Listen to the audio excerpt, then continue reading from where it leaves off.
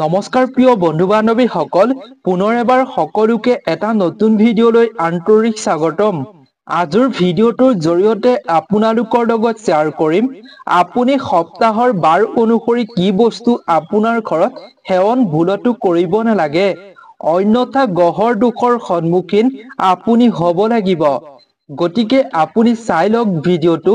সপ্তাহৰ কোনবাৰে আপুনি কি বস্তু সেৱন ভুলতো কেতিয়াও কৰিব নালাগে, নহলে আপুনি গহৰ দুখৰ সন্মুখীন হৈ বিভিন্ন সমস্যাৰ সন্মুখীন হ'বলগীয়া হ'ব পাৰিব।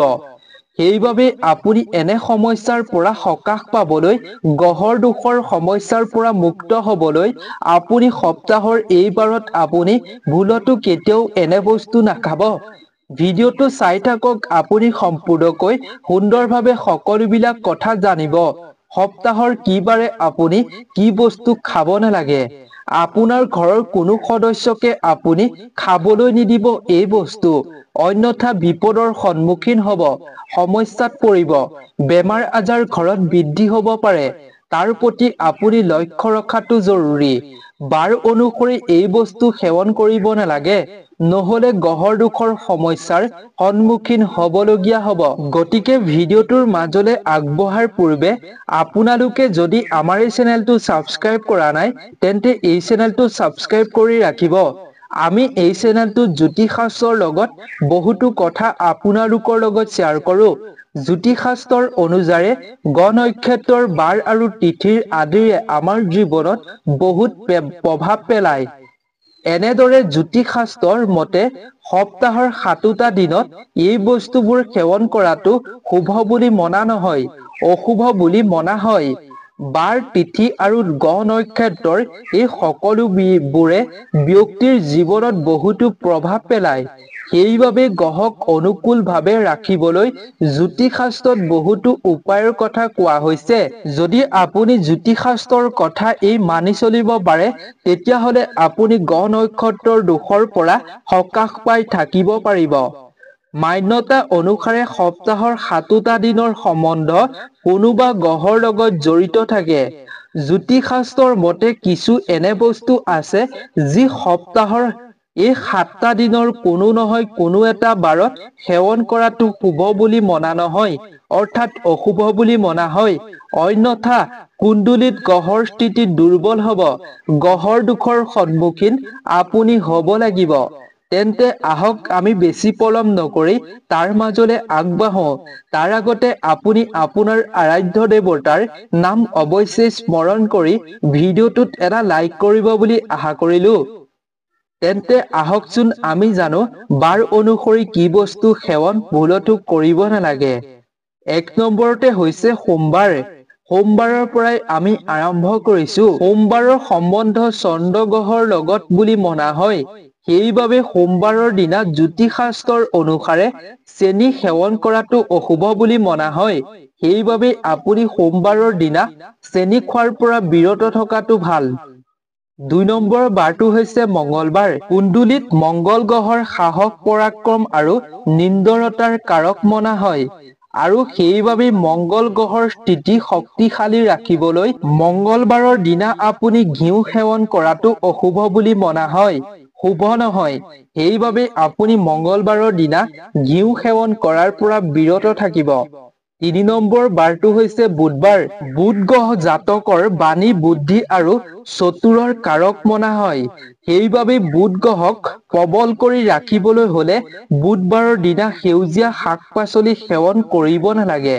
কিন্তু বুধবাৰে আপুনি সেউজীয়া শাক পাচলি দান কৰিলে জীৱনলৈ সুখ আৰু সমৃদ্ধি আহে বুলি শাস্ত্ৰত বিশ্বাস কৰা হৈছে। প্ৰিয় বন্ধু বান্ধৱীসকল, 4 নম্বৰতে হৈছে গুৰুবাৰ, অৰ্থাৎ বৃহস্পতিবাৰ। বৃহস্পতিবাৰ অৰ্থাৎ গুৰুবাৰৰ দিনা ভগৱান বিষ্ণুৰ নামত সমৰ্পিত কৰা হয়। এইদিনা আপুনি কল দান কৰাটো অত্যন্ত শুভ। কিন্তু গুৰুবাৰৰ দিনা অৰ্থাৎ বৃহস্পতিবাৰৰ দিনা কল আৰু গাখীৰ সেৱন কৰিব নালাগে।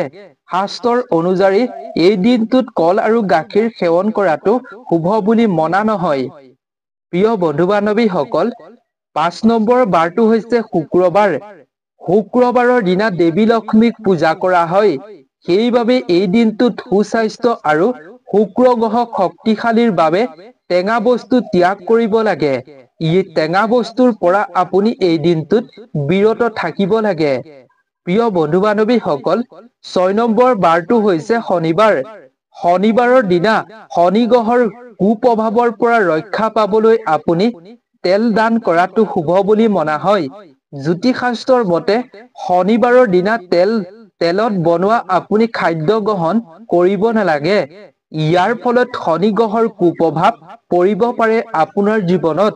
তাৰ প্ৰতি লক্ষ্য ৰখাটো জৰুৰী।